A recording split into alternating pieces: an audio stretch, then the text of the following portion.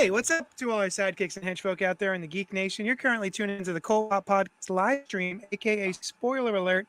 This is episode 782, wherein we will review a few of the past week's comics, as well as talk about some fun pop culture topics for your listening and viewing pleasure.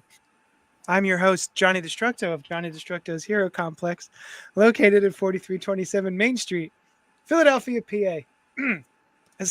I don't know why I'm cracking up. A super rad shop which caters to nerdy, get it together, and nerd adjacent individuals of all shapes and sizes, except you. If you're a jerk, you're not welcome here. If you're not, it's fine. You can come hang out. So joining me tonight is Noel Bartocci and Brian Lieb. Hey, Brian Lieb.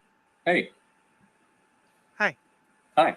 Hey, Noel Bartocci. Hey. Why are you? Wait, are we pointing down for a reason? Am I supposed to see? Is it me? Pointing down to Brian. To Brian. I'm located below him. Yeah. In we this. don't. I mean, we've been doing this long enough to the point where we don't really have backstage directions. Like, if we were better at this, there's many things that we would do in real time and live, like in the chat, not respond to all channels, or actually look. Yeah, that was directly at you, JD. Actually, look at the private chat if we're trying to talk to each other, or vamp when we should just pay attention to, like if somebody moves away, instead of being like, oh, why'd you leave? We probably shouldn't do that, and just kind of keep the talking. show going. Yeah, we are absolute shit at live broadcasts. But here's the thing. That thing that you directed at me specifically, I do on purpose. I reply all. Yeah. Because I want people in the other parts of the chat to know, oh, they're responding. Maybe I should type in something if I want them to respond. So I'm actively seeing them respond.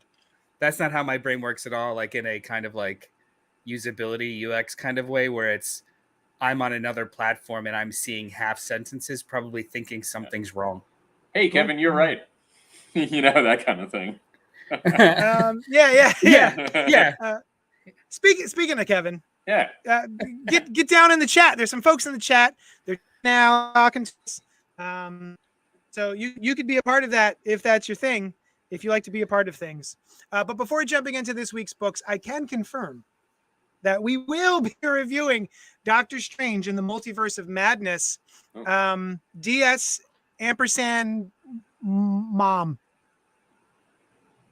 In the second half of the show. And we're going to be joined by our, it's Len. Len's going to be here. I know that most of you are probably more excited to see Len get in the show than us currently on the show. So I figure why waste a surprise? Just stick around for Len. He'll be here and the show will be better for it. Until then, though, thank you for joining us. And you can hang out down in the chat. You can see us on Facebook, YouTube, Twitch, all that other stuff. Comment, like, subscribe. You can also email us at cultpopgo@gmail.com and join our book club, which is on Facebook, JD's Hero Complex Book Club. This week, what are we doing this week? This Tuesday is going to be Department of Truth Volume 2 by James Tynion and Martin Simmons. And then the following week is going to be Movie Club. Next Tuesday is going to be Hunt of the Wilder People, Wild Wilder People with Jermaine Clement. Yeah, it's a Taika Waititi movie. Yeah. I have had that on my movies list and kind of seeing it on, the watch list that you put in on one or the other service. And it just as to be in consideration for some time, I've been like, oh, that looks good. Because especially a little while ago, I was going through a big New Zealand entertainment phase, which somewhat continues to this day with Our Flag Means Death. Yeah. That's just two groups of creators are the New Zealand group in my head. That's There's a second one. Things, I mean, it's Peter Jackson and all things LOTR, and then essentially Jermaine Clement and Brett, and then Taika Waititi, just everything that came from the Flight of the Conchords. And Rhys Darby included. Flight of the Conchords. It's just all incestuous from Flight of the Conchords. So I was talking about Jermaine Clement the other day. What is he doing? Is he active right now? Because we've been my son Backstory. My son only watches Moana Yes. and Encanto, which is wonderful. I love both those movies. I've watched them probably 100 times each because they're on repeat daily. And I still I'm like, I'll sit and watch this. I fucking love both of these movies. But Jermaine Clement plays Tamatoa in that, the big crab. Point of fact, JD, yeah. Jermaine is not his accent. His name is Jermaine Clement with no R. Have I been saying Jermaine? Yeah, it took me Jermaine, a little while. Jermaine, I was like, let me check it out, but Oh. it's Jermaine Clement. Yeah, Jermaine. Yeah. To answer your question, I don't know. I know he's been producing a tons of shit, so pretty much everything that Taika Waititi is involved in, he's either a writer or producer. He was doing the same with What We Do in the Shadows and occasionally appearing for seasons 1 through 3. I think he's stepped away from that. He also had a part on Legion. He was my favorite of the Concords. Is your favorite? Oh, really? Concord? Yeah, and it was really cool. It was one of the earlier, like, not straight comedic roles that I saw him in. Although I think he did stuff like that earlier. To be fair, though, that was like 3 years ago. It was a while ago. Yeah. I just wanted to bring it up because he was cool in it.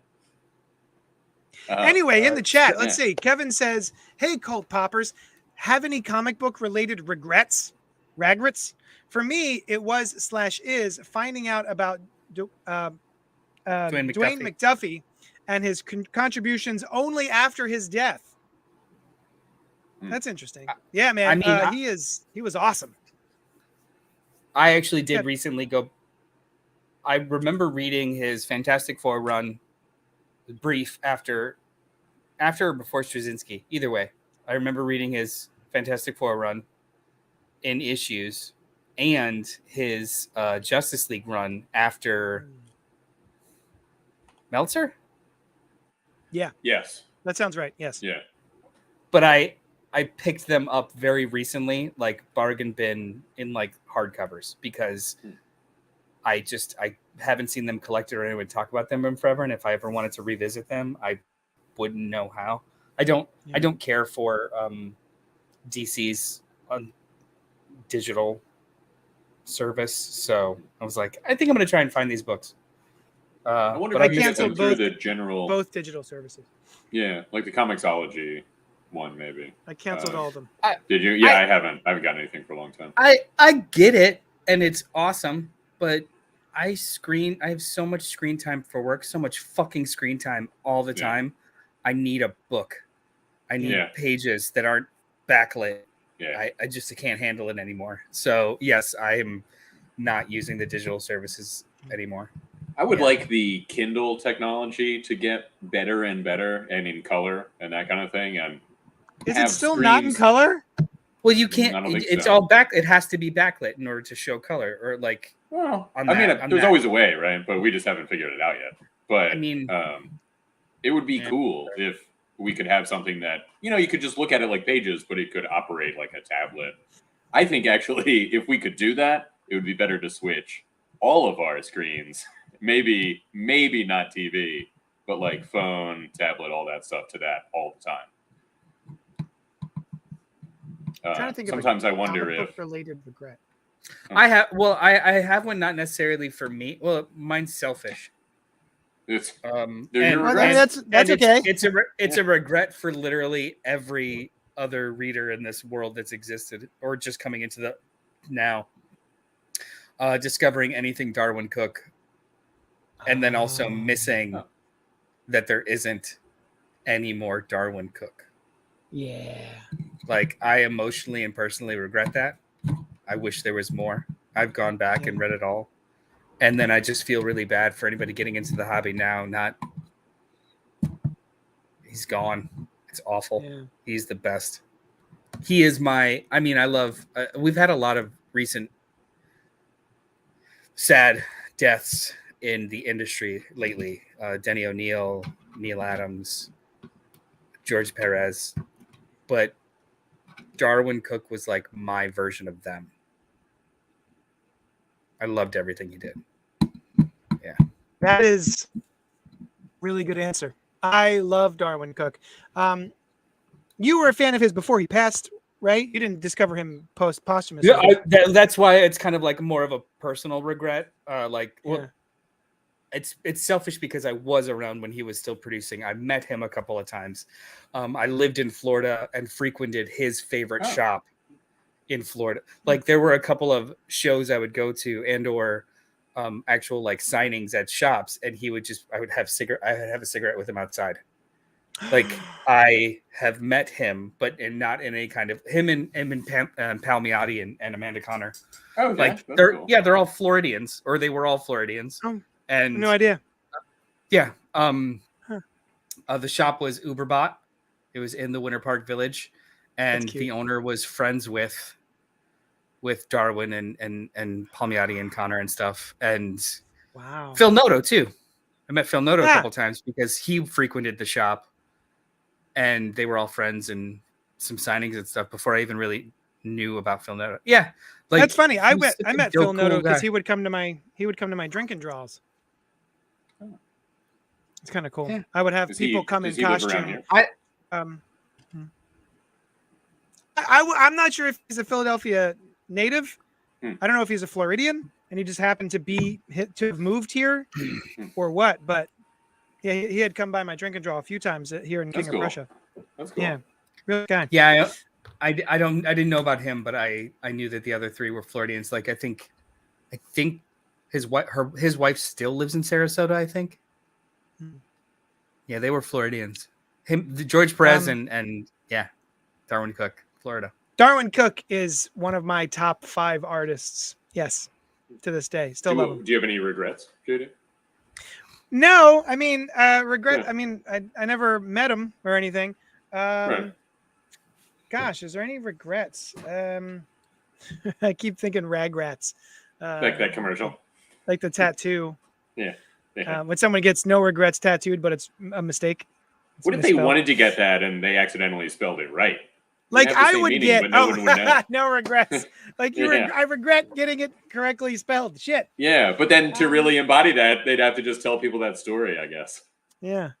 You know, I had a regret, and now I can't think of what it is. Well, that's what an easy way to live. Oh, I got one for you. Yeah. I sold the original the first appearance of Miles Morales to a customer for like cover price 6 years ago. And now it's in the thousands, this book. Damn. So yeah, it's actually by the way, Noel, speaking of which, he came back and was like, hey, do you want to work with me and we'll get this graded and we'll sell it and we'll split it. So are you doing that? Talk to you about graded comics. See what happens. I have probably not a conversation to have on stream, but I've got like 25 graded books now, and I'm not sure what to do with them. Yeah. Like I've got no wall space left. I should try and sell some of them and recoup the cost of fucking getting them graded. Or whatever. Hey, if anyone's looking to buy Noel's graded books, let us know. Yeah, let me know. Hit me up. Low prices of a little more than they're worth. Couple are signed, couple are not. It's good. Can you approach this question from a negative standpoint of like, I regret that this creator has let me down? Whatever regret. Yeah, you regrets away. Because there's a couple of creators. Ethan Van Sciver. I don't really regret that. I never really cared for his work. Me neither. But I did. I've never liked his work. I always saw his work and I was like, oh, George Perez in a funhouse mirror. Oh, I always thought George Perez, but a grotesque horror movie. Oh, I liked it a lot. Similar, yeah. Him and Phil Jimenez. I like him too. George Perez, but Phil Jimenez doesn't. I like Phil Jimenez. Yeah. Yes, that's what I'm saying. George Perez doesn't lose Phil Jimenez doesn't lose the George Perez of it all, whereas Ethan Van Sciver just kind of like. It's not that I like his work or ever liked his work. It's that he has worked on books that I've enjoyed. Oh yeah, that's a good Green point. Lantern Rebirth and stuff like that. A lot of the Jeff Johns Green Lantern is a little tainted for me now. Every time I see his work, I just kind of. He and I were once friends on Facebook. Ditto. Yeah. And I followed him on Facebook. He dropped me after. This was a long time ago. I just was engaged in a debate with him online on Facebook, and then we were no longer friends on Facebook. Did it have anything to do with, hey, that's passively anti-Semitic or literally anti-Semitic? Please don't.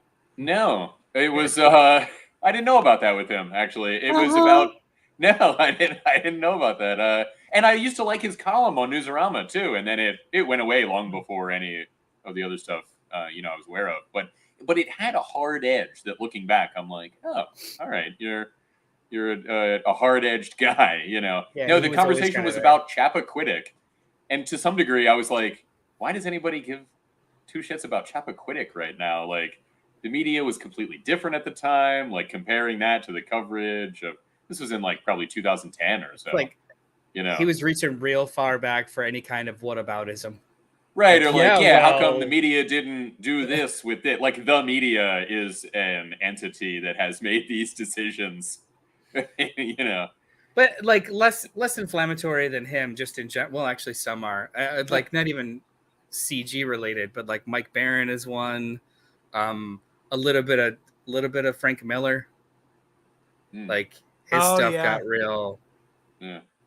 Although I was never that big a fan of his stuff, honestly. Alan Moore has become. It just seems like kind of a jackass, honestly. They've become just like cynical, angry old men as opposed to storytellers, like more so than storytellers. And it's just, I regret. It's regrettable to me that it shades me revisiting stories, right? Same. Yeah. Hey, let's talk about some comic books. Let's do it. All right. But Kevin says they have color e-paper. I wanted to throw in there, but it's really expensive. But if it's around, that's the thing, because everything's really expensive right away. So hopefully it'll come about. I'm worried that people are too hopped up on their light from their screens though to switch. Nothing beats a physical book. Yeah, true. Although I'll tell you, there are times when I'm reading a comic book and I forget. So I don't know if I've got oily, like, do I just secrete? Yeah, I've noticed it many times. Like, we've been wanting to tell you for a long time. I'm glad that you came to this on your own. You are a greasy human. Son of a bitch. It's like a, look at this. It's borderline superpower if there was any use for it at all. It's not webbing so much as just like oil. Comes out of you. How many times, Brian? Scale of 1 to 10. How many times is it? More or less than 1,000 times that he's just like pointed in a direction and you've gotten a little like. Oh my god! It's so many more that I thought you were going to say 1 million. Yeah, I have to clean up behind you. It's. What I'm saying is, when I'm holding a comic book like this, right, and then on the back, I get fingerprints. Yeah. My fingerprints are on the ink on the back of the book. Yeah. I hate that. No, you know what? That's always why I felt like when people would read a comic in the shop, sometimes, not necessarily in your store, JD, but sometimes with the okay of the shop owners, that I was never too into that. Because, now it's a pre-read book and there's marks on it maybe or whatever. And if a store wants to have like a store copy of every book that's out that week and everyone can thumb through it if they're interested, I understand the cost prohibitions to that, but it would be cool. It's not worth the cost. Right, exactly. But it might be if you were like a massive, not you, if somebody was like a massive store, maybe they could. I did derail for 2 seconds because that's what we do here. Yeah. We weren't on a rail. You're fine. What was we were in the fucking field. Real quick, what is the last thing you guys read that wasn't for the show? I don't know. Like, I'll tell you, I am currently reading Rachel Rising. It's one of my nice. It's one of my favorite. I say that it's one of my favorite horror stories. Literally never finished it. Me neither. I haven't read over there. I've never finished it. As far as I've gotten, it's my favorite. Yeah, I don't know if it sticks to landing, but I was like, you know what? He was Terry Moore, the creator of Rachel Rising, Strangers in Paradise, Echo, etc., was doing a humble bundle, and all of the proceeds went somewhere good, I guess. And I forget where it was going, but you could buy all of his works, every single one of his trade paperbacks, as a humble bundle for $40. So I did it. Nice. Even though I own hard copies of all of the books. But right now I'm going through and I'm actually just reading Rachel Rising from scratch. Sweet. Yeah, it's so good. I love it. Brian, what do you got? I am trying to remember, you guys. It's been a while, and I think it was either Green Lantern, the most recent thing with Jon Stewart and the Destructor. We read the first issue actually for the show, and I love it. But I still haven't read it in a little while, and it might have been Supergirl, Woman of Tomorrow. Similarly, to still 2 issues that have been out for quite some time that I haven't read. It's over. Yeah. Yeah. Yeah. It's I very think it was good. one of those 2. I don't remember. It's though. very good. That's another one I'm reading too. I'm like a couple issues away from being done. Go ahead, Noel. I started Legion of Superheroes 5 years later the other night. It is rough. And right before the show, I was reading Vampirella by Christopher Priest, and it's fucking awesome. Really? It's fucking awesome. Like, even the essay at the collected edition, the first volume has an essay from him at the beginning, and he's just like, when they first asked me, hard pass, here's the 5 reasons why. And most of it too was just like, her costume, dude. Yeah. And then he goes into like a whole screed about how the opportunity and doing whatever he wants and this and that she's from a planet that has no homophobia, no racism, no hunger, and now she's stuck here and she's the odd one. Like, it was wild. And I started reading it. I was just like, why is this so fucking good? Wow. I want to implore you guys to try it when I'm done with it. Remember when we used to do book clubs? Yeah, I do remember that. I enjoyed those. Yeah, me too. Who's got time? Right. We could just do it once a month and not do the regular books. Let's go. That's true. Let's go. Speaking of time, here we go. Freaking sorry, guys. It's like a half hour into the show. Captain America: Symbol of Truth, #1 from Marvel Comics by Tochi Onyebuchi. Nice. I did that right. Art by R.B. Silva. Oh, that's why this looks so goddamn good. It's R.B. Silva. Captain America soars again. Sam Wilson picks up the shield once more and enters a world of trouble. Following a lead from Misty Knight, Sam intercepts a mysterious group hijacking what appears to be an empty train. As he digs deeper, he discovers the plot may be connected to a crucial piece of Captain America history.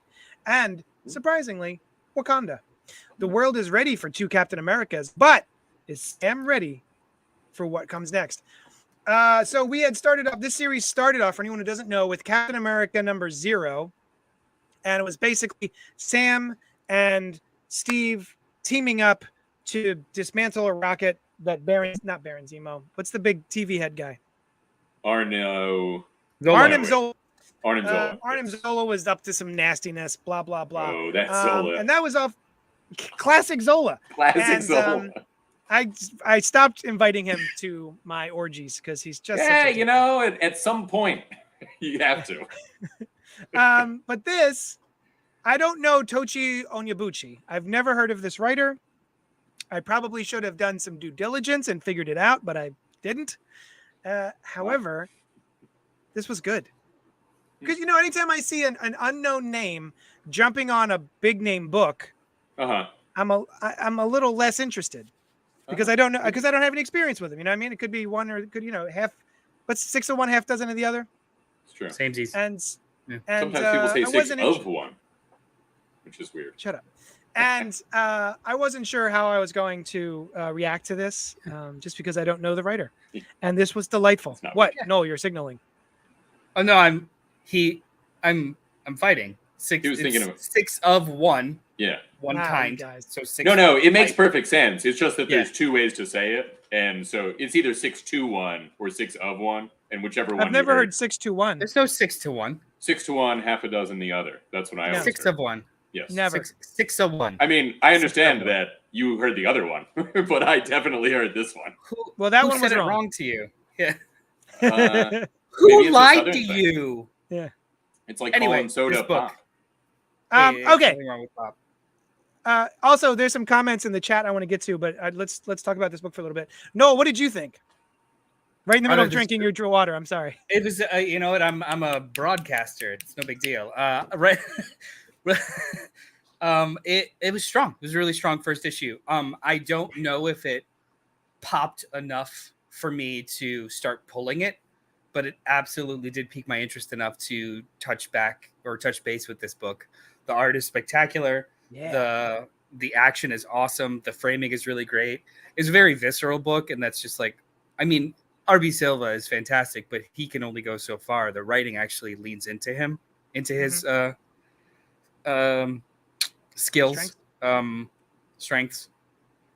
And I care about this kind of plot thread. It's interesting, like he is Sam Wilson is Captain America, but probably a less considered Captain America, and or a less respected Captain America. Yeah. Not even in the very obvious ways, just in the I don't recognize you kind of way. Like, oh, you're different. Like if it's he's not Steve Rogers. Well, yeah, I mean, like you go to a restaurant and you're there mid shift, so the server at the end of your meal is different. Like it's weird, right? Like it's an adjustment. So like I get that all of the apparatus around him is still adjusting, which is really interesting. And I don't know anything about this new Falcon.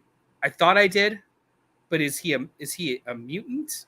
Is he? I think so. He was in some book that we read a while ago, I think. Oh no, he shows up in Falcon and Winter Soldier, and then I looked up who he was. Yeah, I think because he takes his helmet off and he's got crazy ass eyes, and those are real wings. Like he's got big old eyes. Yeah. But there's so much more to like in here than not. It's really strong first issue. If you were even half in the bag or slightly interested, I would say totally go for it. Hey, what's the deal with his shield? Like, what's Sam Wilson's shield all about? It's vibranium or? It's vibranium adamantium alloy, just like Steve's. Oh, they made a second one just like it. They did. It used to be black because it was like a gift from, I think actually Misty Knight kind of hooked it up. Oh. And then they redesigned it for him and made it like Captain America-esque because he got. Is it like another thing where they're like, somehow we did this, but we don't know how? So it's not like they can just churn out Captain America shields, or I don't know enough. All I know is that like they went through lengths in describing the fact that it is like the same, or at least functionally the same. But I don't know if there's any kind of like special applied to it. All right, cool. He was experimented on by the Serpent Society. His name is Joaquin. Yes. And he was experimented on, and that's why he looks this way. Go ahead. Cool. Go ahead, Brian. So, Captain America, the shield is probably the thing I'm the most interested in Captain America. I have not often been drawn to a Captain America book. While the art in this was really good, this continued that trend. I just am not interested in patriotic, or not just because he's patriotic, but I'm not interested in Captain America or his deal or the stuff that he has to talk about. I mean, when he's just like the best soldier or the best fighter or whatever, and he's got the shield and he's a real noble guy, that's cool. But a lot of times it trends into like commentary on the nature of America and that kind of thing, which this book did not really do. But I get the sense that it's there, in the problems that the Wakandan guy has with America, and that Sam's not doing his job because those problems still exist. And also in the sending, what they're going to do with these people who have come into the country illegally by the terms of the U.S. government. So I think it's going to come up, but it almost always does in Cap books, right? I do not like the, if I'm using the term correctly, the jingoistic, rugged individualism, nationalist patriotism. I don't like that at all. But modern Cap usually almost exclusively skews from that into more of a importance of a symbol like the shield, and or people misinterpreting the fact that he is not that. No, I usually agree. And I like with those stories, but like the older Captain America stories of just like suck him in the jaw, like that doesn't appeal to me. And that is kind of more towards what you're talking about, how it's just like America and all of its value. It's more like it's the opposite of that these days. But I totally hear what you're saying. Or like, even talking about it. You know, I mean, like, I usually agree with what Steve Rogers' position is. Like, I see where you're coming from, Nolan. That, like, I like that that's the track that they take. And I think I've been taking since, like, at least the 70s, like, at least the Nixon administration. Essentially, From on, right? Yeah. And, you know, I appreciate that that's Cap's point of view. Those aren't ideas that interest me that much. You know, I've never been a country's guy, a nation's guy.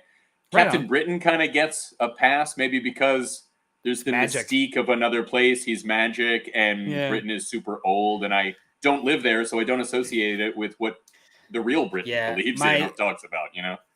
It's one of those things that people bring up that I cannot, I mean, I would never argue against it because it's ingrained in the character, but my enjoyment and fascination of Captain America stems from how they leverage his book as a spy thriller for the most part. And I love that. So like pretty much from Mark Waid on, pretty much from Hero's Return on, like it's been a espionage book, an action espionage book. And I eat that shit up. I think that's why I like liking it more. The reason I like Sam better than Steve, or I'm more interested in reading a Sam book than a Steve book, is because Steve is coming at America from a very different perspective from Steve. I don't care. Like Steve is Superman in a flag. Yeah, with no powers. Yes. Yeah. Well, he's got powers. But, yeah, he's got some. All right, he's got some powers. Yeah, he's got a little bit. The thing that frustrates me about Sam is Sam doesn't have any powers. I know, right? Why don't they just give him the super soldier serum? Just give him some super soldier serum so that I have to stop thinking about this. How does he catch that shield without using his fingers? Cooler. Part of his story is that he doesn't need it though, too, right? Like, but he couldn't use it. He actively opts out of it. But anyway, who would do that? Who would do Sam that? Wilson? Yeah, exactly. So I just I like his take on America, and people's response to him is interesting. But otherwise I don't usually care about Steve. But anyway, this issue was good. This issue I might stick around for a little while and check this book out because I'm enjoying it. I think for we probably should read and check out the first other issue of Captain America. Yeah.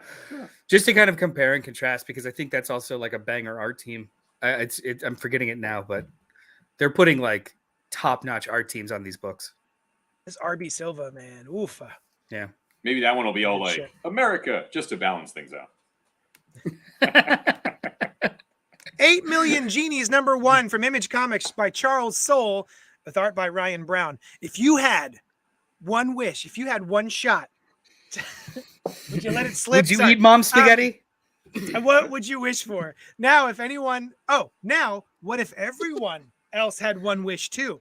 At exactly the same moment, everyone on Earth gets a genie and one wish. All hell breaks loose in a very entertaining way. And that's just the beginning. Buckle in for the wildest ride of the year. I saw that this was coming out. I like Charles Soule. I've been reading all of his Star Wars stuff, so I really like him as a writer. And I opened up I like the cover. The cover. Oh, let's bring that up. The cover looked great. And then I started reading it, and I was like, I don't know about this art. Ugh, jeez, it's fine. It's fine. It's okay. It's indie art. It's fine. But like, actually, I didn't get this cover. I got a different cover. The bartender makes a weird expression, mismatch really early on. I feel like he looks very angry at one time. You had mentioned before that you don't really enjoy Ryan Brown's style, right? Like God Loves Astronauts, curse words.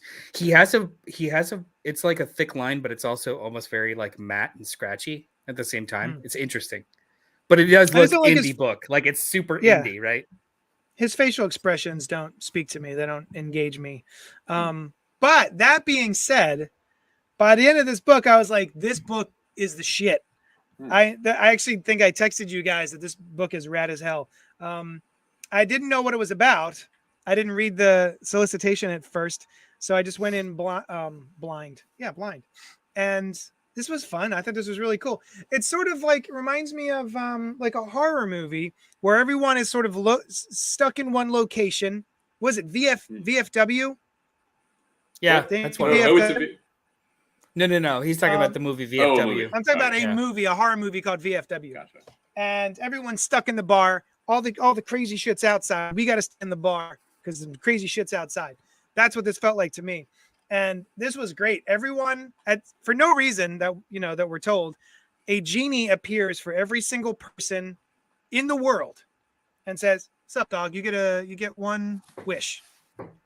And the bartender's wish is, "I wish that no wish made outside this bar can affect this bar or anyone or anything inside it."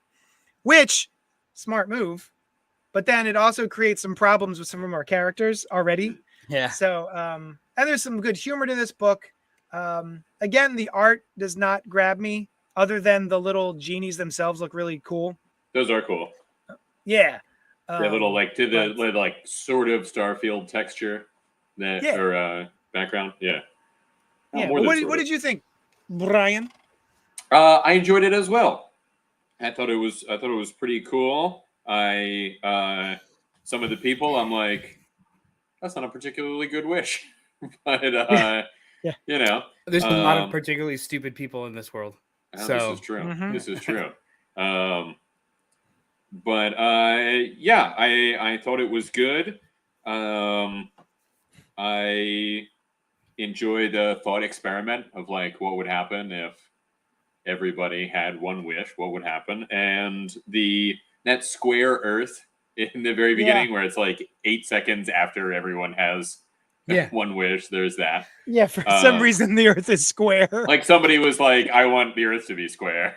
And, yeah. Oh, you know what? Maybe some flat earthers were like, let's make it happen. Which is weird that they would wish that if they already think it's the case, but we're not shown that. Also, there is 1 million fewer people 8 minutes after the absolutely the introduction. Yeah, I actually, part of me thought that this book was going to go a little darker, and it would be much less after like 8 seconds. Oh yeah, 500 people left. And you don't think somebody would wish for the Earth to be a square or to be a cube? I mean, it's so much. People just I even know or read on Facebook and everything. So many wishes would just be fuck around and find outs, just cause like make the Earth a cube. Like not think anything of it and or not think that this is legitimate just to do. Absolutely. Really? Oh, absolutely. Man, I would take that shit real seriously. No. Yeah. There's a mismatch between the human and genie populations after the first 8 minutes, which, I'm assuming that means that some of the genies are still around. However, it's surprising that it's such a round number that there wasn't somebody that was like, I want this whole group. I took that as so human population there's 1 million less, and then there's 2 million less genies. That's because those that wished gone, and then those that died no longer have genies. They don't have their genie. Yeah, you know what? I inverted those numbers. Yeah. Okay. That does make sense then. So yeah, it was good. It was a good book. I'm curious to see what will happen. I feel similarly, JD. The art is like quite close to something I might like a lot, and yet it's a little troublesome. Yeah, it is. It's almost there. Yeah, almost good. Or just like almost something that doesn't make me think so much about the art in a not exactly positive way, like not negative, but like there's something rough about this, and I think about it the whole time that I'm reading it. It's very distinct. Suss out what is happening or whatever. Yeah. I thought this was fun. Yeah, it's such a solid, fun premise that it almost feels like they'd have to try to make it not fun. But the fact that there's a layer of actual like thoughtful intent makes me like it even more. This could have easily just been a bunch of like edgy jokes, but the way that they structure the story, what they choose to do in the scenario of the bar where wishes don't affect inside or outside of, or inside or anybody in the bar. And then the structure of the book being, we see moment 1, then we see 8 minutes later, or 8 seconds, 8 minutes. And yeah, the first 8 seconds, first 8 minutes. And I think in the thing for the next issue, it says something about see what happens in the first 8 hours, 8 days, 8 hours or something. Yeah. Yeah. So like, I think that's fun, them playing with kind of this story structure or this device, this plot device to take you through what would happen in this reality. The first 8 hours. Yeah. It's a really strong premise and strong book. I hope they sustain it for 8 issues. Is that what it is? Yeah. Yeah. Nice. It's 8 issues. Yeah. What is that? All right. The next one's going to be 8 hours. Then what? 8 days. Days. 8 weeks. 8 weeks. Months. Years. 8 years. Decades. 8 years. 8 decades. 800 years. That's too many. That's 7 more issues, and this is issue 1. So yeah, they could go 80 years in the future if they want to. Yeah, or they could, break that format, or like 8 new units of time that somebody wished for. Oh, nice. All right, let's move on to the next book. Jurassic League #1 from DC Comics, written by Daniel Warren Johnson and art by Juan Gideon. You know the story. An infant escapes the destruction of the planet and is deposited on Earth to be raised by human parents. A goddess from a lost city defends truth. A theropod dons the visage of a bat to strike fear into evildoers' hearts. This heroic trinity, alongside a league of other superpowered dinosaurs, join forces to save the prehistoric Earth from the sinister machinations of Darkseid. Wait, what? Oh, what? Okay. Maybe you don't know the story. So join us and bear witness to a brand new, yet older than time, adventure and experience the Justice League you have never seen them before. So I saw this coming. Oh, I saw this coming, boy, howdy. And the Darkseid part? No, the book. Okay. Oh. And I went, all right. I did not read. There was like JL Ape at one point. Yeah. There was like a bunch of ape versions of the Justice League, and I don't care for that sort of thing. Yeah. But Daniel Warren Johnson is one of my favorite current creators. He always has a blast. I have a blast reading whatever he's doing. And he's writing it, but he's not drawing it. So that sort of is that why it's not as cool? It's yeah, I guess so, because he's not drawing it. Now, Juan Gideon, I don't know. Juan does a pretty good caricature of Daniel Warren Johnson's art. It's like Daniel Warren Johnson meets Ryan Otley a little bit. But this was actually quite fun. I actually smiled a couple times. I thought it was kind of cute. It's dumb as hell. It's just a dumb as shit book. But it revels in its dumbitudes. It's not pretending to be anything other than like, what if dinosaurs, guys? Dinosaurs and they're the Justice League. Just shut the fuck up. And I did, and it was fun. What did you think, Ryan? So I do want to say that I liked the art. It just didn't have. I didn't realize it wasn't Daniel Warren Johnson, so it wasn't bad. You know what I mean? Yeah. It was just when you said that, I was like, oh, that's maybe why it didn't grab me quite as much as. There weren't like a couple of panels that I was like, oh man, that's awesome. That kind of thing that Daniel Warren Johnson books have in the past for me. But it was still good. I still thought it was really good. The book itself, however, I was not really grabbed by. I felt similarly, JD. I was like, I don't care about what if they were dinosaurs. Just like I didn't care about what if they were apes. You remember the Justice League Unlimited episode where Gorilla Grodd's plan is to turn everyone to apes, and Lex Luthor's like, wait, what? That's your plan? What then? No, I don't remember that, but I like that. Yeah, he's like got the Legion of Doom together to work on his plan. They're like, why? Why would you do that? I don't want to be an ape. That's funny. Yeah. So this book, I feel like would have been served by not introducing each character as much as they did.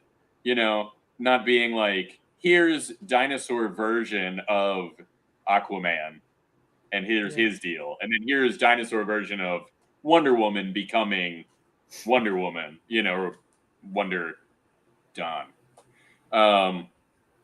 And yeah, nothing about it really spoke to me that much. I liked the Superman characterization, although I was a little like, we're furthering the idea that humans and dinosaurs existed at the same time. Like, I don't take it to task too much for that, because that's a very common sci-fi fantasy thing. Yeah. I thought that on page 1. Yeah. Yeah. I was like, this is what we're putting out there. But yeah. I like the Superman one. But yeah, I like the idea that Batman's is a carnivorous dinosaur and Superman is like some kind of plant-eating dinosaur. He looks like a Diplodocus or what have you. I thought that was pretty cool. Yeah,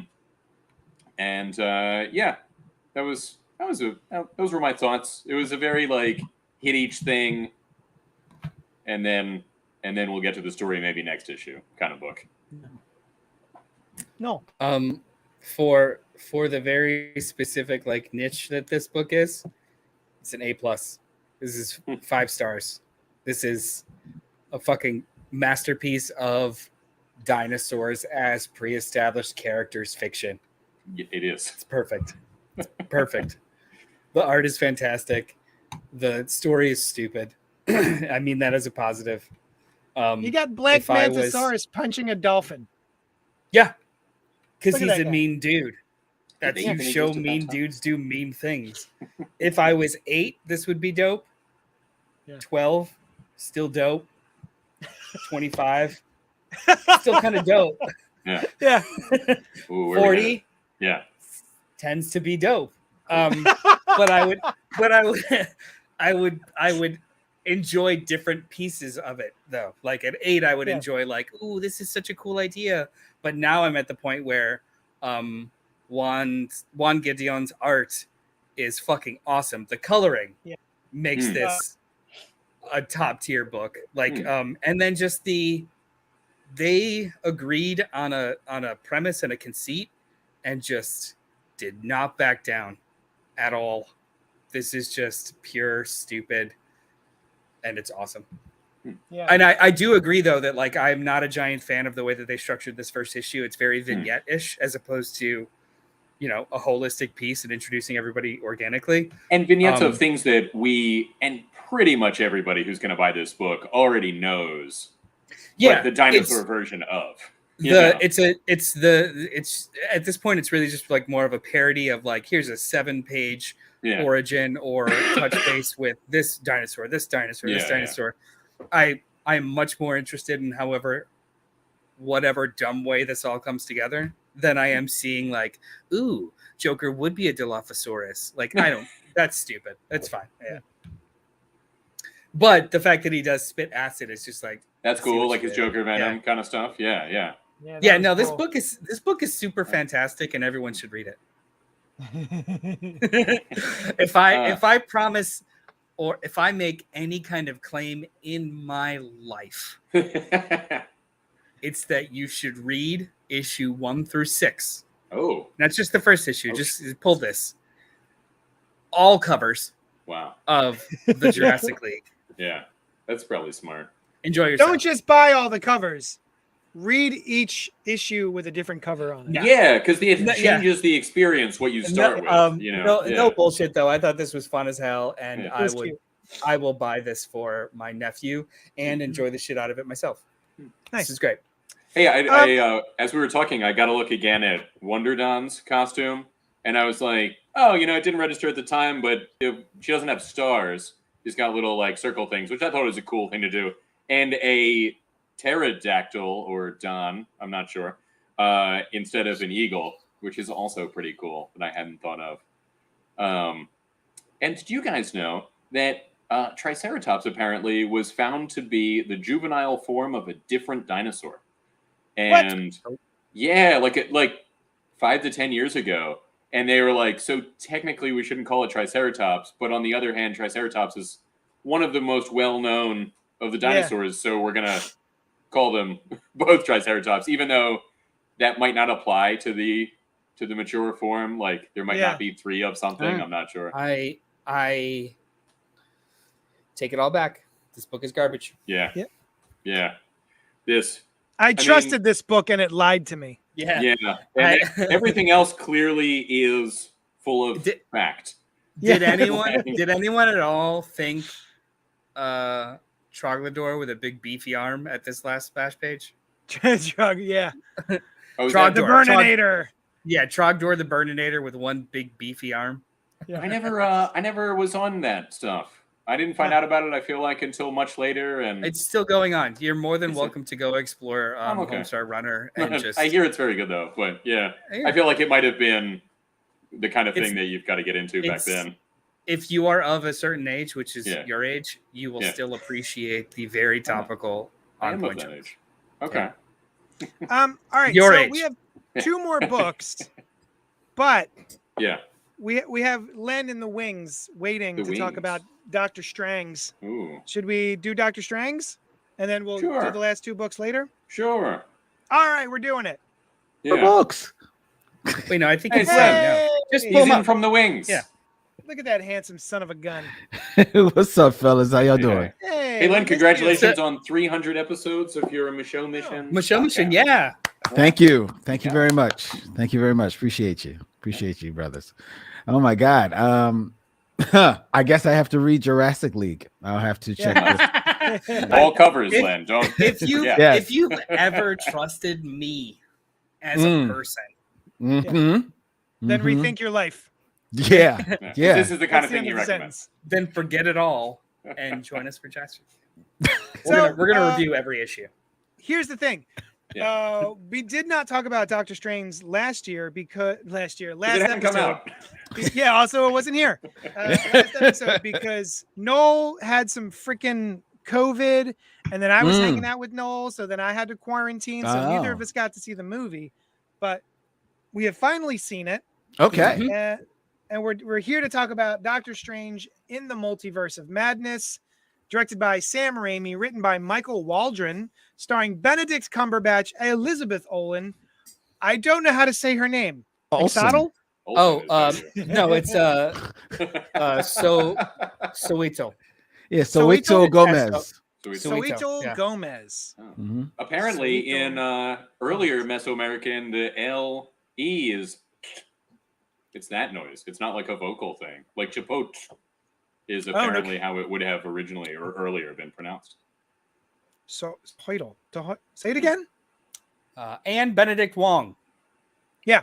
Journey into the unknown with Dr. Strange, who, with the help of mystical allies, both old and new, traverses the mind-bending and dangerous alternate realities of the multiverse to confront a mysterious new adversary. All right, so here's what we're going to do. We're going to talk about our overall feelings, and then we're going to let the folks know, hey, it's spoiler time, and then we're going to get into spoilers. Cool. Because not everyone has, yes. I will ask Len. Len, what did you think? Of Doctor Strange in the multiverse of madness. He was in the multiverse of madness, and he invited us all along for the ride, and it was quite maddening. It was was it strange? It was strange. It was strange. There was medical things going on. It was very. It was a very. That's a book report where you didn't read the book. And in conclusion, he was in that multiverse. When it ended, I felt as though it ended how it should. Yes. And everyone got where they needed to go. It ended where it needed to, and I enjoyed that. And put me where I needed to be. It was a movie. My thoughts on the movie were that while it was a big bag of fan service, ultimately I left the movie thinking this was a bit too dumb. This is not the Jurassic League. I will say it's not that smart. No, it's not. It really isn't. And I never thought I would ever say that in comparison to the Jurassic League. But it is smarter than Doctor Strange in the Multiverse of Madness. Did you wait? Should like we do Doctor stars Strange or 1? grades? I enjoyed sure. Doctor Strange. I enjoyed the first Doctor Strange. I enjoyed a lot. I thought it was the first superhero movie, and maybe outside of perhaps Endgame, the only superhero movie that benefits seeing it in IMAX and especially 3D, because the 3D effects in the first Doctor Strange were amazing. I enjoyed, as much as I thought that Benedict Cumberbatch was not it wouldn't have been my choice to cast as Doctor Strange. I thought he acquitted himself pretty well in it.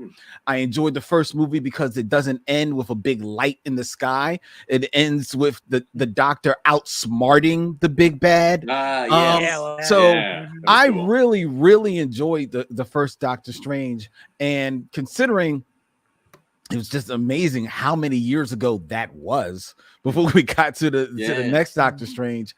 I didn't expect it to be. I didn't expect this one to be as smart as I found that movie to be, but I thought that it would still be a little bit less just straight comic booky. Like the comic booky stuff you look for Spider-Man, and maybe a little bit of Iron Man. But I was hoping that Doctor Strange would try for a little bit something different. And it did. I just don't think it's something landed. You're looking for like a little more abstract, esoteric kind of stuff? Or? Yeah, and that definitely was in there. I mean, you guys, Sam Raimi as a director, he's going to give you that front and center. And he does. He really does. And there's some incredible stuff in here. Definitely some body horror that's like a real ooh, what the fuck? This is Marvel. What y'all doing? And when I don't know about when y'all saw it. When I saw it, there was like about 3 or 4 rows behind me. There were definitely some little kids who I heard kind of just like, oh, mommy. I was like, yeah, you get for bringing the hands. Good. You know what I mean? Yeah. But learn horror. Enjoy it. This is a gateway drug. Well, you know what? I can't knock that because I can't knock that. I guess just at the end, I didn't like what it did to some of the characters. I thought some of the characters that were introduced were wasted a little bit. I saw what was coming with Scarlet Witch all the way back from WandaVision, and yet I still didn't 100% agree with the way that it played out. And I thought that for the most part, Benedict Cumberbatch was not up to his game in this movie. So that's where I landed with it. All right, brother. Brian, you go. I liked it. So it's Doctor Strange in the Multiverse of Madness. Yes. And I'll tell you, I have not been sure of that this whole time, ever since they announced it. I'm like always forgetting which one it is. So I was a little underwhelmed, although I did like it. Some of that was the fault of some expectations. One, from the title. He was not as in the Multiverse of Madness as I might have been led to believe by it being the second half of the name of the movie. And also either a director or a producer said something like, this is bigger than Endgame, which I didn't really think was going to be the case, but I thought it was going to be bigger than it was. I thought we were going to see more stuff than we did. And that's a lot of the cool of a movie about the multiverse that is, not a movie about traveling to a specific thing, but if you're talking about the multiverse, then I would like to explore that a great deal, or, at least for like a significant portion. I agreed with their treatment of some of the characters. I was like, why'd they do that? That seems like a poor move. I don't want to get into who or why that's a poor move, but I wasn't too into it. We'll do that in the spoilers. Yeah. And also, the whole thing with Doctor Strange not being the Sorcerer Supreme seems like kind of a subplot that is not going anywhere. I mean, it was a little bit here, but it's like, why isn't he the Sorcerer Supreme? I mean, he lost it because he was away, but are you gonna now take it away from Wong and give it back to him? Which is odd, or is It he doesn't never seem going to to be the Sorcerer affect- Supreme? Exactly. He's not the Sorcerer Supreme, but they didn't. It's not like they lost his number. They Right. Yeah, if anything, like actually, I kind of prefer it. First of all, there's full eras of the comic where he's not the Sorcerer Supreme, and that's the story. So I'm okay with it. But then also, like, for like 5 years, Wong just kind of kept it like he probably was a much better at it. Yeah. And it's just like, no, it's cool. He's like less gifted naturally, maybe, but he's a more responsible fellow. Yeah, like if anything, I'd prefer Wong. Yeah. Yeah, but I feel like from an outside of the movie perspective, do you take it away from Wong eventually, or is he never the Sorcerer Supreme again, Stephen Strange? And either one of those seems like not a great choice, but it's the choice that they've got now. And yeah, actually, he started not as the Sorcerer Supreme, which is something I don't think I knew, but it was like 10 years before they passed on the mantle from the Ancient One. And he still got the Eye of Agamotto, which is like, what is that anyway? Because he was destroyed earlier. I swear to God, there's like a passing piece of dialogue about it. It's just one of his totems. Yeah, like I recreated it, really in powerful in a different way now. And he's still got the cloak, which is like one of the Sorcerer Supreme things. That's what I'm saying. Yeah, like it's almost like the Sorcerer Supreme. It's not. Like, well, okay, not in the MCU. It's not it's not true. But it's almost like this whole Sorcerer Supreme title is basically just that. It's just a business card that you get to hand out at parties. Yeah. You don't get to the regional manager. It doesn't really mean anything. Exactly. It's you don't get a pay raise. You don't get a level up. You can't float anything. They damn sure didn't give him any extra training for the job because Dr. Strange is still more powerful than him. You have access to the letterhead. That's it. Yeah, the letterhead and the corporate card. That's it. Your responsibilities are the same. You're not more important than anyone else. It's just you're responsible now. That's it. Yeah. You're the one that leads when a bunch of sorcerers get together. You're in charge. Yeah. People bow at you. That's about it. Like you can make a call to London. Yeah. You get access to the lavatory of Agamotto. You manage home office. Yeah. The key. It's got a big eye sort of key chain thing. JD, what did you think? I agree with both of these fellas. I was excited about it because of Sam Raimi. And I heard it was going to be a horror movie. And it was. I do think it was a horror movie to a certain extent, as much as the PG-13 Marvel movie. I think it's pretty horrific. Yeah. There were some bits in this movie where I went, "Oh shit! Oh shit!" It's pretty dark. And there were some surprises in there for me that luckily I didn't have them spoiled. Which I walked out amazed that they weren't spoiled for me. I was like, how did I not know that? Thank God I didn't know that going in. And I walked out going, pretty good. Pretty good. And then I went about my day, and then I went about the next day. And I kept thinking about it. And I listened to other podcasts about it, like the iFanboy and the Slash Film. And I found myself going, I want to go see it again. The further away from it I got, the more I was like, man, that was cool. They did some cool shit in there. That was really fun. That was really brutal. That was a horror movie. That was cool as hell. And I wanted to go back. So I haven't seen it the second time, but between me leaving the theater and being like, that was pretty good, I have better feelings now than when I left. So I do want to revisit it. I think there's a lot of fun stuff in there. There's a giant kaiju that they fight in the beginning. Oh yeah, it's a cool stuff. Yeah, so I gave it 3.5 stars out of 5. I had a similar. Because we saw it late, my expectations were not through the roof. Actually, I don't think they were the whole release. I got spoiled.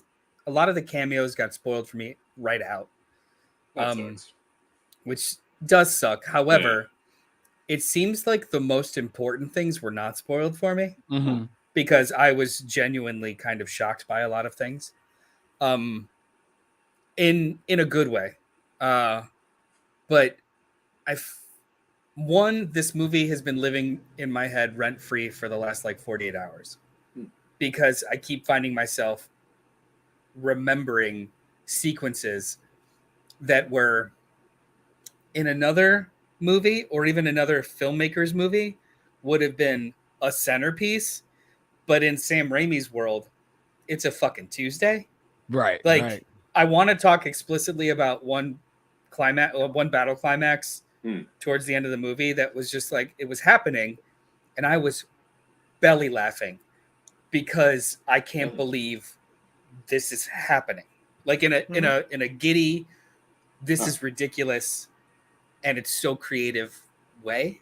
Yeah. And you don't get that with Marvel movies normally. Like it's very competent, it's very fun, it is what it is. You know, you get a couple of good laughs, a couple of really, really good moments of gravitas, but then it's just like big bad, we're good. This was genuinely a different experience. Like, it shot out of the cannon really fast. Lots of whiplash back and forth. So many bold as fuck choices. And they tied it up at the end, and we're out. Like, it was 2 hours and 10 minutes, but it didn't feel like that at all. It felt a lot shorter, and it happened so fast that it almost feels like, instead of that being a problem, it was more of like the design feature of just like, let's just go. Like, the movie just goes. And I think I kind of loved it. But I don't disagree with any of your complaints. Like you, like Len and Brian were going, I was like, yeah, feel the same way. Yeah. But despite that, I had so much fucking fun. Yeah, I loved it. it. One of the things that sort of bothered me throughout the movie was, and I don't know how to explain this other than it still looked like early 2000s Spider-Man Sam Raimi sets. When we first visit that rooftop. Oh yeah. And I was just like, this doesn't exist. Like, this is just a set. It looks like a set. The entire palette had a weird facade to it, but it was consistent, so I had to imagine it was a choice. Same, like a lot of if you want to compare it to the first one, Derrickson, the director of that one, took the Steranko kind of aesthetic and grounded it in a very tactile way, whereas Raimi, I always do that because I spell it out in my head. Raimi takes the Steranko aesthetic and literally transcribes it in the same way that like the Tobey Maguire Spider-Man movies feel like Ditko, and all the other Spider-Man movies feel like modern Ultimate Comics. Like, he panel for panel, well, not panel for panel because it's not that explicit, but he literally translates an era of comics. Yeah, the CG actually was quite good, but the set design looked cheap. Yeah. There were times when I agree with you. It looked kind of like little dated, you know. It just didn't fit. It didn't work. All the stones looked like styrofoam. It was perfect. Yes. Yeah. 616 universe does not have stone. It's all. No, it's always been styrofoam. Yeah. Well, that was weird. Did you want to put, like, you said you qualified it with a 3.5? Do you guys want to put stars to it out of 5? Or I never think in those terms naturally. How many multiverses of madness out of 5? Oh, no, he's gonna start thinking about how it's all unlimited. No, stop it. Yeah. How many America Chavez stars out of 5 do you give it? Yeah. On those terms. I could see myself giving 3 stars to this movie. I could see that. Could you see yourself giving 3.5 stars? I could see it. I could see it happening. In the multiverse. Yeah. There is somebody very similar to me that is giving it that. Yeah. Yes. But it ain't you. 3. No. Okay, so we're 3, all very different Len. in other ways. I guess I could land. You guys are so wishy-washy. No, I probably would go 3. Not at all. I would go 3. That's about average. This all tracks. I'm gonna land on a 4 because the movie I think is a 3.5, but my experience was a 4.5. Interesting. Oh shit! Interesting So meet in the middle. So like 4. Yeah. Okay. I probably would ultimately go with 3, honestly, if I was picking. The 616 thing though. I may have said this before on the show. Is this into spoilers? No. It's just the idea that 616 and that kind of thing.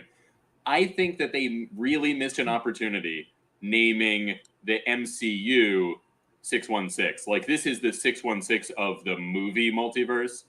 Something that sounds similar to 616 but isn't, I think would have been really cool.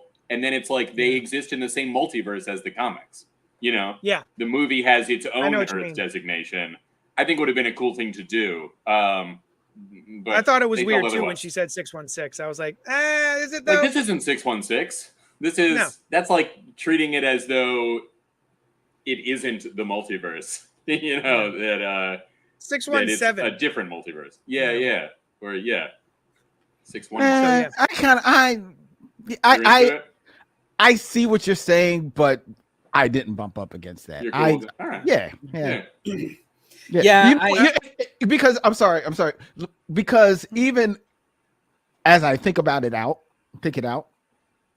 suppose you got to think in their world, they're real.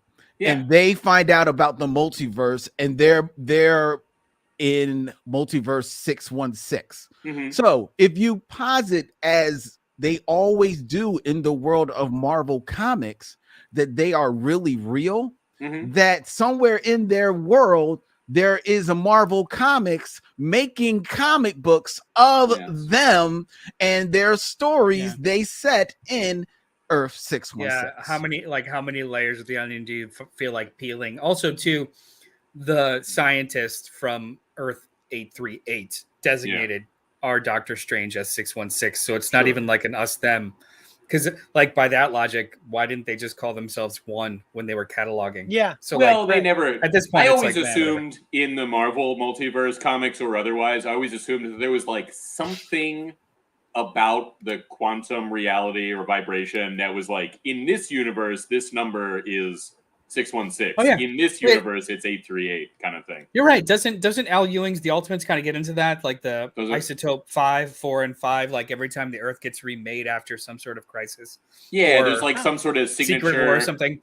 There's like a isotopic signature, and now we're up to like ISO 5 or isotope 5. Like, you remember, Len, in the Parallels Next Generation episode where they're like, oh, this has a different quantum signature. I mean, there's many, many stories of multiverses that do that, but I think we've put more thought into this than anyone else. Yeah, I believe that in a deleted scene, they actually do say that they're from Earth 001, but then a strange visitor from another planet with powers and abilities far beyond mortal men comes and kicks all of their asses and says, no, you're in 616. Earth 1 is covered and taken already, gentlemen. Well, let's move into spoilers. So if you haven't seen Doctor Strange in the Multiverse of Madness, get out of here. Go. Well, wait a minute. They can't go because they got to come back because y'all going to finish your comic books that you're Well, you ruined it. You should have seen it already. But there's spoilers. That's why I was telling y'all to go through the comics. I didn't hear that. I saw that, but it's fine. I didn't see it. All right. Spoilers. Tough Titty Toenails. We're going to spoil the movie. Titty Toenails. Brian, what were you? Oh my God, Brian, what were you saying? You had a problem, and we're gonna talk about it in spoilers. What was that? My issue was the treatment of Scarlet Witch. Right. So we just got her as the Scarlet Witch. Right. She's in her full kind of power costume. All that identity kind of stuff for 2 reasons. 1, I wanted to see that, and 2, she is one of the only like strong female lead characters that Marvel has, and I mean not the only by any stretch, but she's like, I should say, one of the premier ones, right?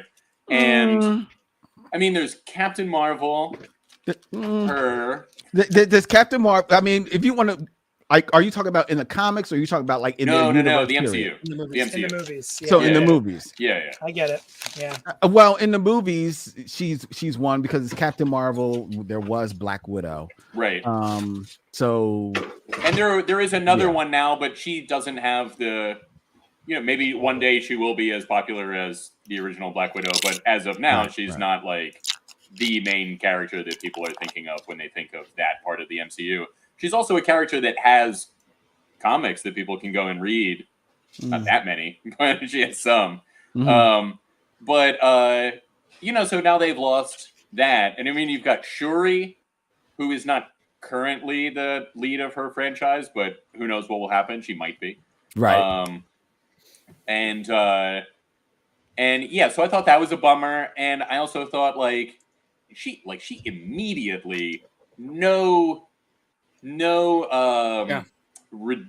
kind of two ways about it is a bad villain. It's, straight from WandaVision where she seemed upset about that and was relatable to immediately is like, oh, this thing that I feel bad about and kind of made up for. Whoa, nope, I'm about to do way worse. Yeah, but at the end of WandaVision, you see her with the Darkhold, right? Well, yeah, but you don't and know. Also, I was going to say, can I...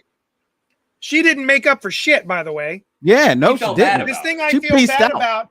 Yeah, this thing I feel bad about, and then left without any consequences at all. I mean, it was an accident, What? It was an accident. It was an accident. Hang on. I would like to have first kind of stab, not like debate stab, just in general, because I felt that, and then as the movie was progressing, I reconciled with it very quickly. So that was what didn't get spoiled for me. No, okay. All of the cameos and shit got spoiled for me, but her being the antagonist of the film, period, was not spoiled for me. All of the advertising was that it was like variants of Strange that were fucking up and all kinds of things like that. That's kind of where they led me. And even in like the hero imagery, she is fighting alongside Wong in that very deftly cut trailer of her and Wong with monsters next to them.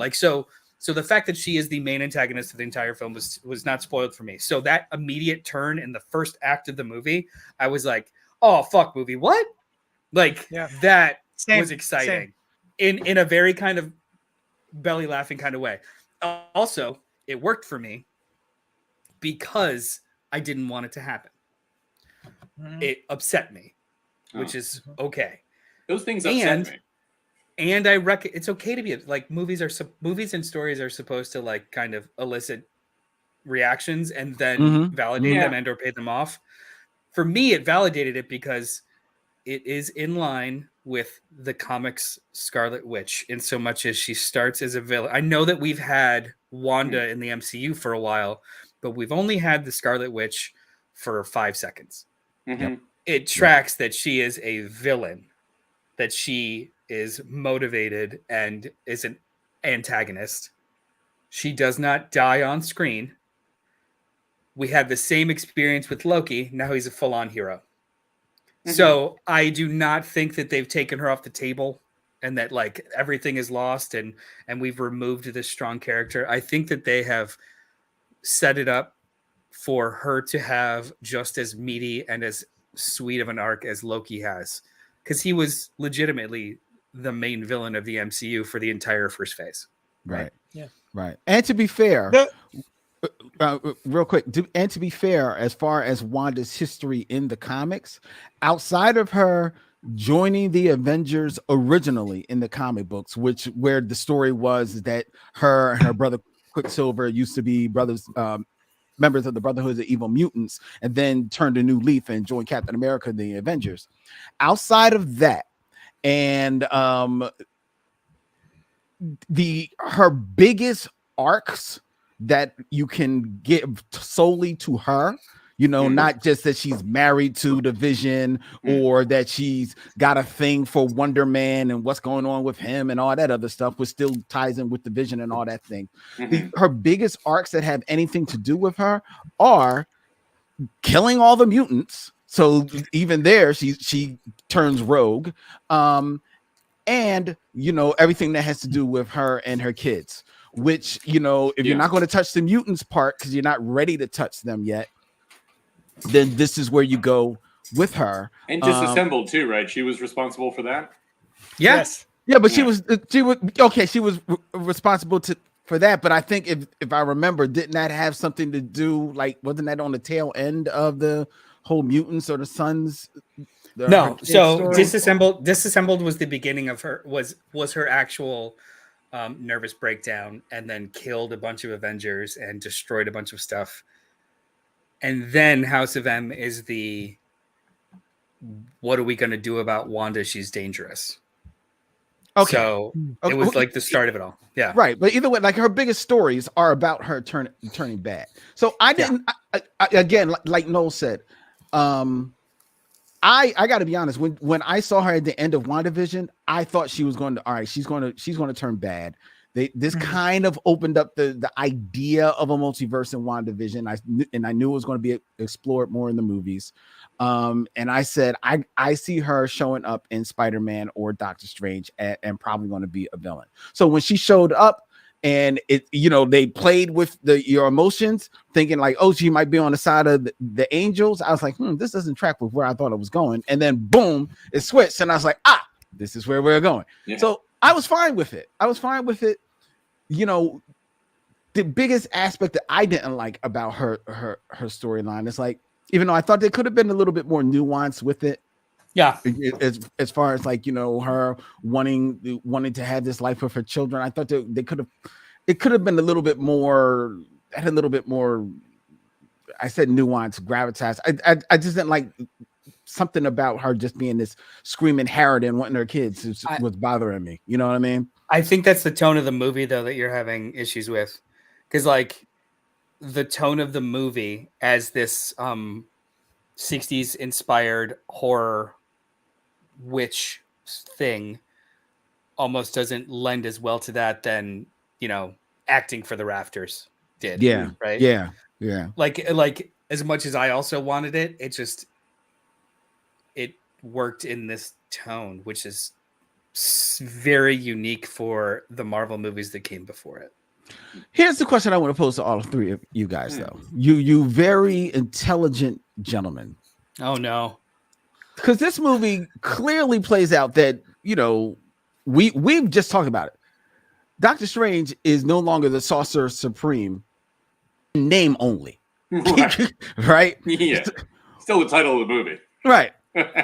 And yet he points out that, I need an expert in witchcraft because that's different from sorcery. Yes. Yeah. How is that different from sorcery? Yeah. Especially when we see them fighting against each other. They're doing the same things, shooting the same stupid magic. Their power signatures are completely different. Hers is like a amorphous kind of smoky looking, and his are all rune based, right? But they're still just shooting beams at one another. I definitely had that reaction, Len, when Wong was like, this isn't sorcery, it's witchcraft. I was like, oh, what's the difference? Same. Because I remember thinking like, oh yeah, I guess it is. Wait a minute. Yeah. Wait a minute. Hold on a second. You can't just say that. That's not right. And he uses the Darkhold. He's like, I need to use this. So this book that is magic related. She's after the thing that I am empowered by, sort of. At least if he had turned the book backwards and upside down, so he was reading the sorcery side, maybe it's a classic flip book. In the context of the movie, I took it as kind of like a learning different languages or different skill sets of the same profession. Like you're either a TILG welder or an AB. Like I took it as I didn't necessarily have a problem with the existence of them being different. It just seemed like this weird blip where I guess they just needed a reason that he is specifically going to Wanda Maximoff. Oh yeah, it's all plot machinations. Yeah. The thing with Wanda, I wanted to weigh in on that Wanda thing. I was surprised too, Noel, that she turned out to be the main antagonist of the film. I thought she was going to be a good guy. And I was like, oh shit. But then thinking through, I was like, well, in WandaVision, what is her name? She says, if you become the Scarlet Witch, like the Scarlet Witch is fucked up. Like Agatha. Right. Agatha warns her not to become the Scarlet Witch. in the MCU is a different thing. It's this title Like that one gets after prophecy title. Yeah. So the fact that she does become the Scarlet Witch at the end of WandaVision, I was like, well, that tracks. And we did see her. You know, it was a little bit more mysterious or a little bit darker than I think Len had taken it. But like, there is a Wanda at the end of that show that is making tea and sipping whatever, and she goes to the front of the cabin and is there. But then we pass her and we go to the Wanda who is in the back, floating, reading the Darkhold. Yeah. Which is it's a much darker ending than I think a lot of people who are like, oh, it had such a good ending for WandaVision. I was like, I don't think it did. Right. This is why I saw her being pretty dark. See, I took the ending of that as like could go either way kind of thing. Like the Darkhold is the dichotomy of traditionally not that she might turn out to be either one, but just like, oh, maybe she will turn the Scarlet Witchness to something good. But I agree. Now that I'm thinking about it, when I saw the end of WandaVision, I think I was a little bit like, oh, that could be an issue. That she's reading the Darkhold, but that she might fight back from that or something to be fair, too, COVID kind of fucked this all up order-wise. Right. This movie was supposed to come out before Spider-Man. Right. After WandaVision, which was supposed to come out 6 months after it did. And Falcon and Winter Soldier was supposed to come out that December instead. So like everything got flopped around, but as originally incepted, this WandaVision was supposed to be literally right before the next thing was going to be Doctor Strange. Now I wonder because I remember seeing some like earlier art or whatever where you remember how Spider-Man and Doctor Strange had that kind of open cube thing that was the thing that needed to be the MacGuffin. Yeah. I think I saw some stuff where earlier it was a book and people assumed that it was the Darkhold. That doesn't track with the end of this movie. I've also heard that this movie had a lot of reshoots. It could have been a book of Vishanti. It could have been could have been a stand-in that was never supposed to be. I was going to say, we're talking about concept art. They were like, put a thing in their hands. We just need to see like costume design. Yeah. I don't disagree with you, Noel, that when you say when something in a story upsets you and elicits a particular reaction, I think, that obviously can be a really good story. I think I've seen it so much recently where it seems like so many makers of media and entertainment seem to be like, well, we did it because this isn't what the fans would want. Like, this is something that this is like a dark turn to something, and that is the story that we're telling. Do you have examples? A lot of stuff. Do you have examples? The Star Wars sequel trilogy, I think, was a lot of that. It was like 3 major victories, all failed. By the end of Return of the Jedi. I don't think anybody was dark in Last Jedi where it like they betrayed each other. It was just things didn't work. No, not dark, but things went wrong, and it was like this is a cool story because of that. Because you thought things were okay and they weren't okay. That's how it felt to me anyway. And it just seems like that's been a turn that we've been seeing a lot of. Tom King's art, but that's separate. That's different. But see, this doesn't feel like that to me because it's Wanda. Yeah, who has a long history I was speaking in a broader sense to Noel's like artistic point about it. Like whereas I do think that can be very interesting at times. I think I'm just maybe a little overwhelmed by it. Oh, maybe I wasn't super clear because I do skip steps in my head often. My feelings in the theater at the time when it was revealed that she revealed it herself, I was upset. Like, no. Yeah. But then that feeling was validated by her journey and my understanding of the character historically. It wasn't the fact that you were emotionally invested is yeah. And like I could totally see that. That's but it wasn't a like it was. Yeah. I felt the betrayal, but then it wasn't a betrayal. Like I came to the conclusion myself that it wasn't a betrayal, so it doesn't fall in line with the same kind of like Tom King reference you're making of like, you know what? Let's muck up Strange Adventures. Yeah. You know what? You brought up Star Wars. Yeah. I have a similar experience with Luke Skywalker.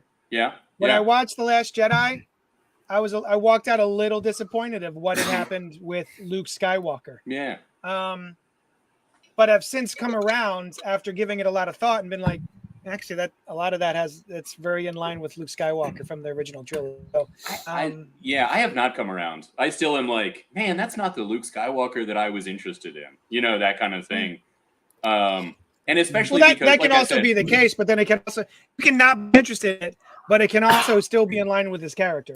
Yeah, sure. Those two things can definitely coexist. Something I'm not interested in. Yeah. Yeah. Interested in seeing him progress, but I'm sorry.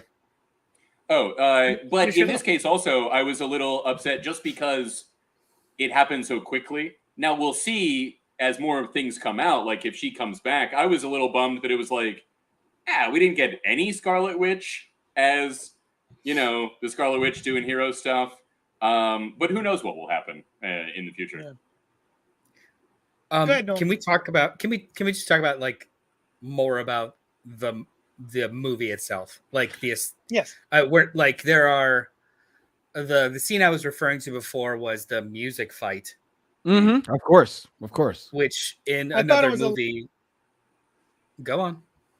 Oh, I thought it was a little silly, but yeah, it was fucking awesome. That's not what I said. It was awesome. Yeah. It was awesome. It was okay. So creative and so silly.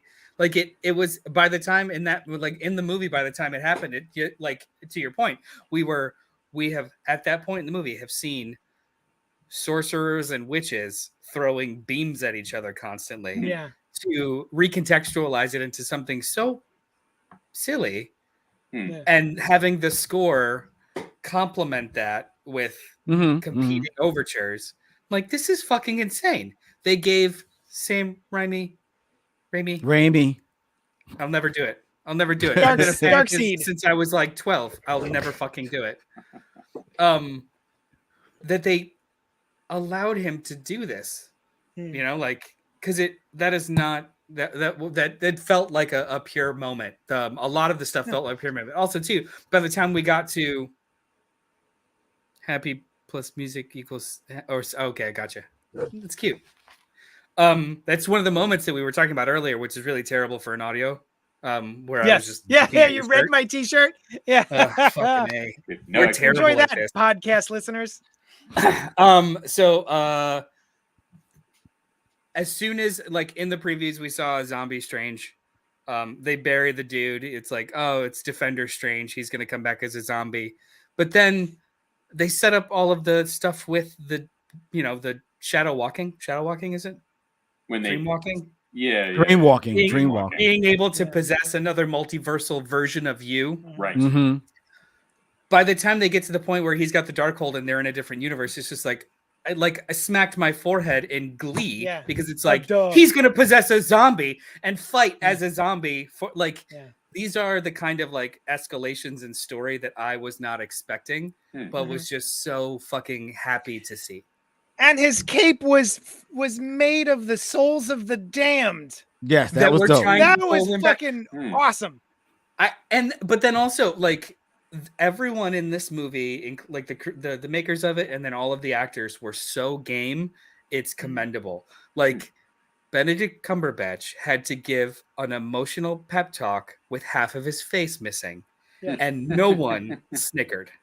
They played the moment for real, and people in the audience were laughing, but it wasn't like this is fucking stupid. Yeah. Oh, I wasn't. Not in my no, it was nervous. Like there was nervous laughter all around me. Like, I can't believe they're doing this. Not in like this is fucking stupid. It was more like I can't believe this. This is ridiculous. Yeah. It just was an incredibly enjoyable experience. I thought No. Go ahead. I thought the music thing, first time it happens, I was like, that was cool. Second time, I was like, okay. Then when it goes on, and then it's like, oh, okay, like you've had an idea where the music in the movie is the thing that they're fighting with. certainly something that you've come up with that you're doing on screen. It's like a big idea that you're trying to go for. I think it would have been much better served if there were other kinds of magic. Like if the music thing was like 2 or 3 spells back and forth, and then there was like other things that weren't blasts, but were some other cool thing. If they anded a little bit and went, what else is in this room that we could? That's what I was waiting for. Movie, you know, there's like only one thing in this movie. Yeah, I absorbed it. I absorbed it in context of the whole movie up until then, not necessarily the fight. But you're right.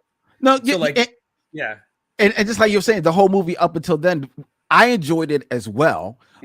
Just like B and JD said, I was waiting for the yes and of it because after a while, because it did play on a little long as it was just these notes going back and forth. But also to what you just said, Noel, by the time we get there, it happens in like pretty late in the movie for this real different piece of special effect to happen, you know. And while there are some very cool visual moments throughout the film, I think the really biggest, coolest moment that maybe stands in comparison to this is when Doctor Strange and America Chavez, you know, kind of skip along the multiverses a little bit, and they turn into animation, they turn into globs of paint and stuff like that, and that is all very cool.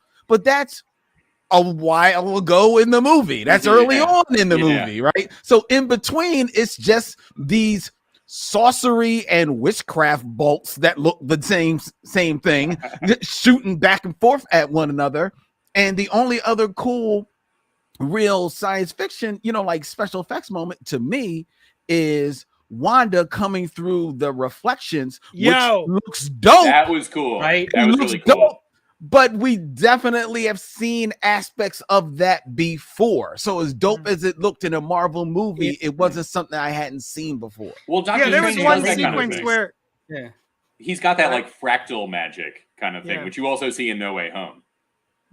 The mirror universe. But like a lot of it was curbed from other Sam Raimi movies too, which was fantastic. Oh, okay. Yeah, go ahead, JD. Oh, you know what I didn't need? Bruce Campbell. He ground the movie to a halt. When he shows up and he's Doggy Daddy or something like that. Pizza Papa. Pizza Papa. Doggy Daddy is a different Doggy universe Daddy, in the Pizza multiverse. Papa. And then at the end, where he's just like, "Oh, it's over." It's like, over. I was just like, that scene took forever, and then I waited a long time to get to that end credit scene, which was like that was fun. And was that a good thing for me to wait for? And I'm a Sam Raimi, Bruce Campbell fan. Like I like these guys. Oh yeah. Even I was like, come on. You don't have to grind everything to a halt. That was like the 4th or 5th version of his cameo that they shot.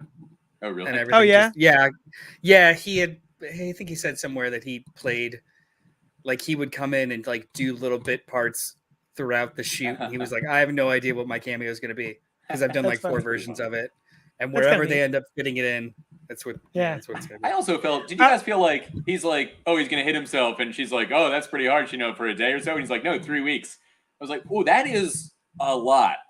That is a very long time for him to be continually beating himself up for a fairly minor comment. You know, he would be dead. He would beat himself to death in 3 weeks. At pretty least much psychological trauma for the rest of his life. Let's talk about the big multiversal character scene. Yes. That was one that I did not see coming. Reed Richards, played by really? Krasinski, John Krasinski. Yeah. Okay, I had no idea that he was going to show up. I was happy to see Peggy Carter again. Mm-hmm. I did not like how she was dispatched. I felt that hurt my feelings. I did not like that. Black Bolt looked dumb as hell. Well, he looks dumb as hell. You refer to royalty. You refer to royalty in their full name. It's Blackagar Boltigan. Boltigan, yeah. You know who's playing him too, right? Yeah. Kirk, I didn't realize that. It's Anson Mount. Not Kirk. Anson Mount. Captain Pike. Anson Mount. Right now Chris Pike. But that's who That's who played him before. Yeah. In the TV show, yeah. I just thought it was cool. Yeah. But the sequence where she dispatches all of them was awesome.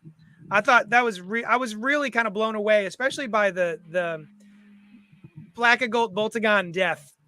Blackagar Boltagon, JD. Come on. Blackagar Boltagon. Blackagar Boltagon. This is not like Sam Raimi. This is Blackagar Boltagon. Really easy. Blackagar Boltagon. When he blows his own head off with his voice, I was like, "That's amazing. That's cool." What'd you get? It was so subversive and fun. Like, that was one of the sequences where I was belly laughing. Like, I was watching a really fun horror movie. Like, you're unceremoniously murdering all these people, and it's fucking hilarious. The kind of they can only do in like a what if or a multiversal story. So they very frequently do in what if and multiversal stories. But we've never gotten a live action version of that. No, I know. Yeah. The live action version. I'm into people it. have and the way that they presented all of these cameos in such a gravitas or crescendo moment to have them all gruesomely murdered is even more of a joke, and I loved it. Yeah, because it was fan service at its highest form, and it was also a little bit of like, hey, this is what you've been asking for, and let's fuck with them. It was super punk. Like, it was great. Fine, this is what you asked for. It was even fan casting. Like, fucking it was perfect. Which, speaking of that, I have never really seen the John Krasinski as Reed Richards thing. Like, John Krasinski is great. Reed Richards is also very cool. I don't see why, other than John Krasinski is well known, people have and has brown hair. People have said, I can see facially how you could get to him as Reed Richards. I don't think that him doing this little. First of all, I wouldn't want to see him cast as Reed Richards. I think he's too old to be Reed Richards right now. I was thinking too young. That's funny. Well, I mean, I think I just don't want to see him as Reed Richards. I don't have anything against him, but I just don't want to see him. But this was, if for people who want to see him as Reed Richards, I don't think it's fair to judge this, appearance. That basically he did on a sound stage. He wasn't even in the actual room. You know what I mean? Like there's a story where Elizabeth Olsen said she was never in the same room with the dude. Yeah, like, weird, she's never met None of them. She's never met him. Yeah. So I don't, and he definitely seemed like he was like, I got the suit. I've got the script. I'm saying the lines. And they're like, where's my check? You know what I mean? What do you mean I got the suit? They probably just like put fucking you're right. And built it. Right. Like, now this is a cool way to have him as Reed Richards. If he is not the main Reed Richards, like, I have no issue with this at all. Yeah, because it was another universe. I'm sure he'll do a good job if he was, but But here's the part real quick about like. While all that is going on, and it's great and it's cool, and Professor X comes up with the X-Men music, so everybody circle things coming out of his head. Yeah, so everybody's like in love. Everybody is like, very uncomfortable chair. Yeah, his arms up here. The chair does not work in live action. No, well, that's why he had a real wheelchair in the movies, in X-Men movies. But while that is all going on, Doctor Strange, our ex-sorcerer supreme, is fighting with Mordo. What, Mordo? Yeah. Mordo. Yeah, he's fighting with Mordo. They're fighting like basically in a little like canyon in the middle in this room and Doctor Strange climbs out of the canyon, whatever this little thing. He climbs out, and Mordo was looking at him like, well, I'll get you, Strange. Just climb out. No. You haven't seen the last of me, Stephen Strange. Oh, that's true. He is a sorcerer. He probably could just levitate himself out. Yes. No, that's a good point. Yeah. He still had the bracelet. Like, he still had the that's right. Okay, no. He had the bracelet, so he couldn't use his powers. But you could, dude. No, I thought the same thing. him and Strange are fighting. Strange uses his body to, like, he does a kick to jump off of Mordo, and in order to get purchase. It's like He has to getting use off Mordo a wall to get up without there. getting past a wall without somebody giving you a boost. Like he gets a boost. Yeah, off of he it. got a boost. Yeah, I thought the same thing, and I was like, just climb the. Oh, never mind. Yeah, he got It's a weird little moat that they have though in front of their chairs. Yes. Very Well, strange. so you can't get to I mean, it's over designed. It was probably some version of Tony Stark. But when he learns Mordo's name, though, I think it's fucking great. Like Carl, Right? Your name's That Carl? was Yeah. funny.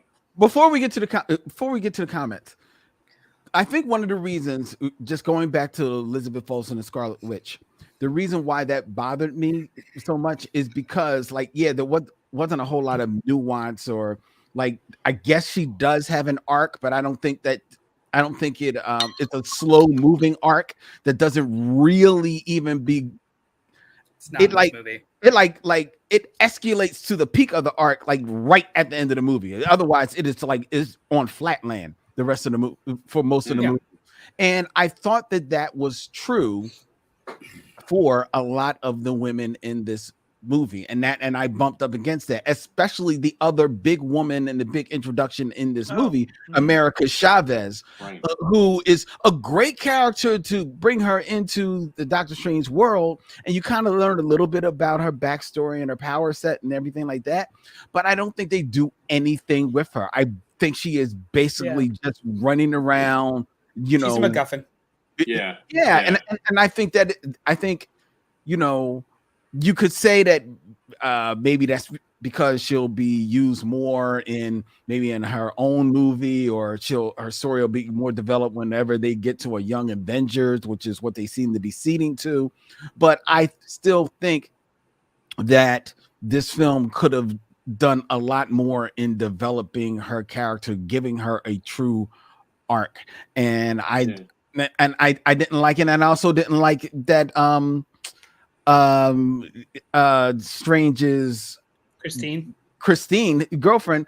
I thought that she basically was just running after Strange the whole freaking movie. So I just didn't like the way that the women were portrayed in this film. And yet she still had more to do than in the original Doctor Strange, where I walked through that movie going, why did they cast her? Well, why did they cast Rachel McAdams? Rachel McAdams should be a hero in the Marvel universe, not the girlfriend of a hero. Yeah. I thought she was in this one. She was definitely a Doctor Strange character point, and I didn't have an issue with that as much as, now that you mention it, Len, like America Chavez also is there to showcase that Doctor Strange doesn't turn bad like the other Doctor Strange, and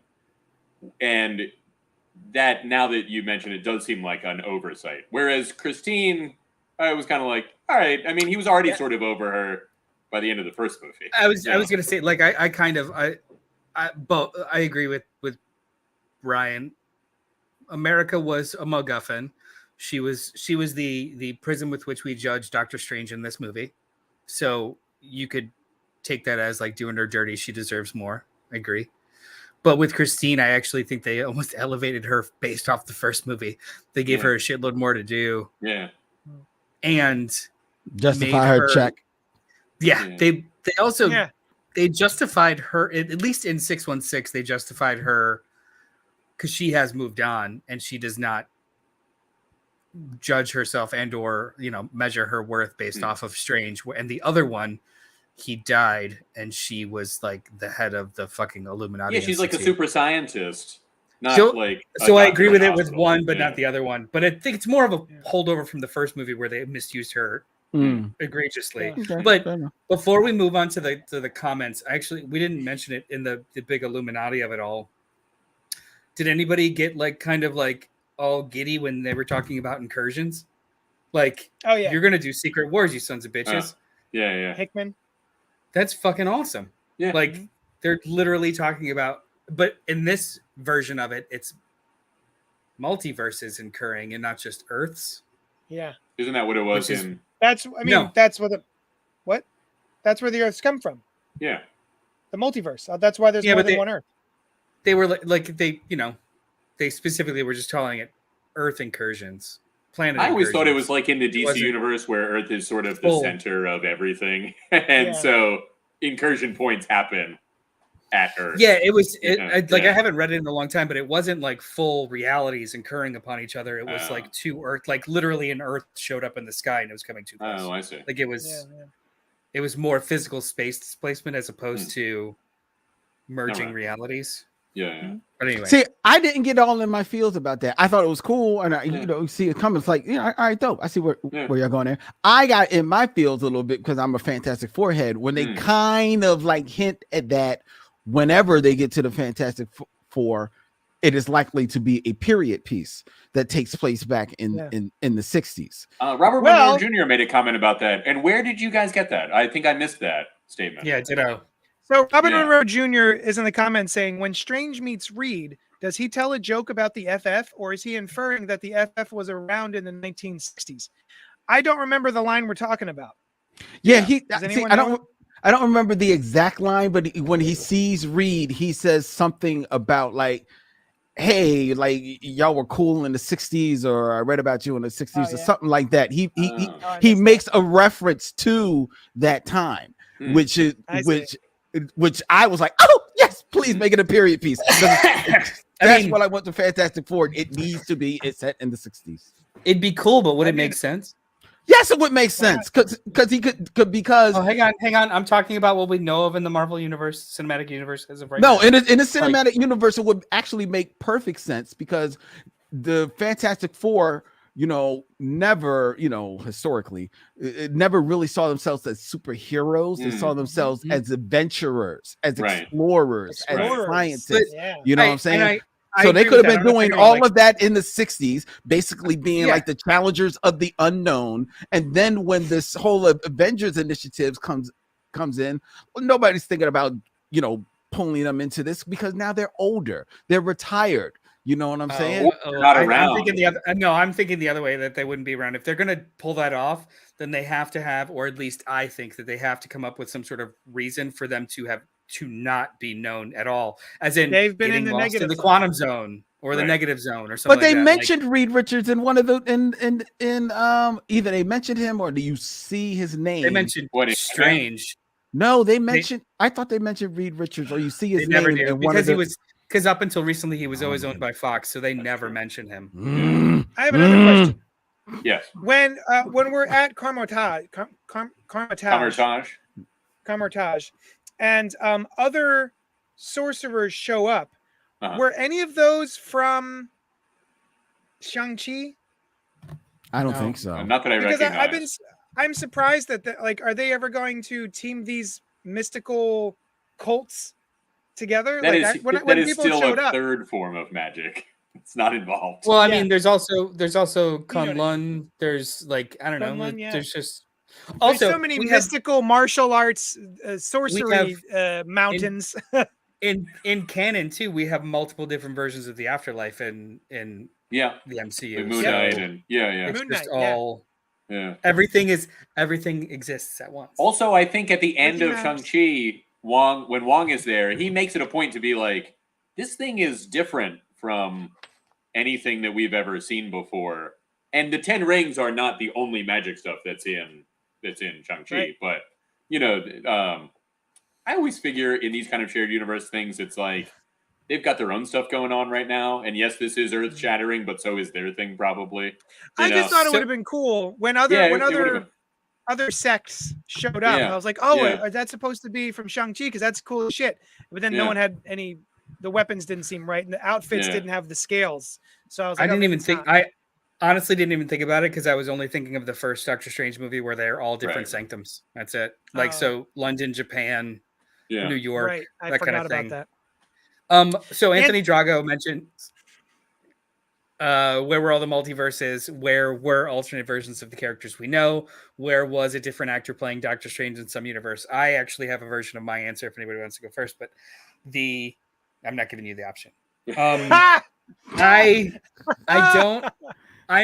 You guys have mentioned it a couple times too. Now I kind of push back on the needing the title to be literal, but then also if it was a free for all and it was constant multiverses other than just that supercut and then grounding the characters in a couple of places, it would be a fucking mess. Like there needed to at least be some pauses.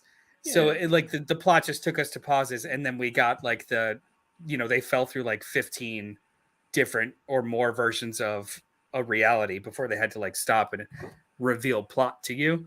So I'm just holistically pushing back at like it doesn't need to be a finite number of multiverses in order for it to earn the title in the Multiverse of Madness. Yeah, I mean, there was some madness for sure. I felt like No Way Home was more multiverse than this, No. What? Because you got more actors. than one version of the same character. And you did get multiple Doctor Stranges, but you did. And this may also be which one came first and which one was supposed to come first. I was expecting multiple versions of other characters. And the different Doctor Stranges, there were like 2 other Doctor Stranges, one of whom you saw for a couple of minutes, one of whom you also saw for a couple of minutes. You didn't even pause at the other universes very much that they went through. I couldn't even see anything different about them other than the ones that were like paint and that kind of thing. I thought it would have been real cool. I was definitely expecting, multiple Captain Carters or something like that, or just other universes where you see other characters. Maybe you don't see the same characters in different universes, but now that I'm saying it, it seems like you probably should have. I would have liked to have seen Tom Cruise as Iron Man. Yeah. Oh, so apparently, did you read about this? They thought about it, but he was doing something else, so they didn't even reach out. You know what? There is one character that we should have seen multiple versions of, and we didn't see any versions of. Vision. Yes, the Vision. And I understand why, because Wanda needed to come to her own conclusion. And as soon as Vision shows up, he's the one who talks her down. But this Wanda needed to have she needed to come to her own realization. And I understand that. But it does feel a little bit like we're not going to have Vision show up just because it's too easy. Well, is there come up with I'm finished. It seemed like there could have come up with a reason to not have Vision other than just we're gonna pretend we're just gonna I hope no one thinks of him. Well, is it possible to rationalize it with she knows not to look for a Vision? She's so set in her ways, like she knows her husband could stop her, but that doesn't matter. I mean, also I would have liked a line to say that. He could have been the Vision from an alternate reality trying to stop her, and she destroys him and is like, "This isn't my Vision. I want my kids more than this alternate Vision. I'll bring them back to once I have them, I'll go contact my Vision," kind of thing. But it was just one of those. I was like, "Where's Viz in all this? Like, he seems like he would be important." She's so upset about her family. I agree about the Vision part. I was actually kind of cool that there was a little bit more control and not seeing a whole bunch of different, versions of all the other characters, because one, just like multiverse played a part in the Spider-Man movie and kind of tangentially in the Loki animated and Loki and also in the animated Spider-Man movie. I have a funny feeling it's going to play a part in ongoing storylines, so you'll have those opportunities. So I like the control of maybe keeping that like just not throwing everything into this movie. And because then sometimes you know how fans are, you kind of lock in on the casting and all that type of shit too. But I also, damn, I just forgot where I was gonna go. I said I like that, and I knew exactly where I was going, and now I have. It would have been too much of a mess if they had all. It would have been too much of a mess, and I think these companies, they talk to one another. They know what Warner Brothers is trying to do with Flash, which sounds like it's going to be a lot of that, and which it's looking even more and more like a clusterfuck, and that's not even touching on the stuff that's happening on the other side of the camera with that movie. But so I like them like saying, no, we're not going to do that. We're going to pull in having a little bit of control or a little bit of reserve. Like, yeah. See, I think I would have been happy with just like one or two other universes, even if they weren't the main thing. And I even may have been less upset. Not that I was upset, but if when you're blipping through universes, they spend just a few seconds and maybe you see like a gray Hulk tearing through stuff or something to give you the sense of things are different around the multiverse. I didn't feel like was super showcased here. Obviously, we all know. But again, that's all fan service if it doesn't support the story. And the movie is already 2 hours and 10 minutes long. We had 4. We spent some time in 4 different kind of multiverses or full different. Are you counting the main one as one? Yes, I'm counting the main one as one. So I am counting also the opening sequence, even though it's the in between. Sure. I count that. Still, ours. Flying through them all, but then also the Illuminati one and the Incurred one. Yeah. So we've got 4 for 3 acts. We've got 4 stabilized kind of things or places, and then the fuck around in between of kind of showing you variations. I think that's pretty strong. Like it wasn't. I wasn't bothered by it, but if there was an extended version released on Blu-ray, with more a 4-hour version, well, I'd go 3. I'd go to 3. Yeah. And I did see it, and I was like, oh, that's kind of short. And I was like, what a change in movie making. Yeah, right. That is kind One of last short. question. I saw you give the wrap up sound. One last question. Which was the better kaiju fight? This fight, Starro. Thank you. You knew where I was going. Also, the Suicide Squad was just an exponentially better movie. They're 2 different animals. Yeah. But and that was the denouement. Like this was the beginning. Yeah. You know. Yeah. This was the inciting. Yeah. You got a kaiju up in this bitch. Yeah. That was awesome. What a fun movie that was. I will likely. I was just gonna say I would likely revisit this movie more than other MCU movies, not because I think it's the strongest or the best, just because it feels like it's one of the most all in rewatchable. Yeah, it was so kind of all over the place and fun. Like I could see myself almost like it's on TV and I just get sucked into it, or I don't want to. I want to passively pay attention. I'm gonna put on the engaging, stimulating movie over the one that makes me feel more, like it's a fun horror movie. Yeah. I thought it was pretty smart to have the other person be Captain Marvel. You know, that was a cool switch. Yeah. Monica. Yeah. I had a thought that I wish they would do and be able to afford. I would like an America Chavez TV show where each episode is a different multiverse. Yeah. I mean, but there's no way they could afford all of those different, actors. I don't think. Well, of course they could. Have different people playing those characters. In stuff like stuff like I was gonna say also in stuff like the TV like the Star Wars TV shows where they film things with like 3 props in that like CGI dome. They could do anything on a budget, right? And they have a show like that. It's called What If. That's true. That's true. Yeah. All right, guys. Thank you. Thanks for talking to us about the Doctor Strange movie. I'm fried. Do we still want to do these last couple of books? I still have to do. I don't think you do. He doesn't.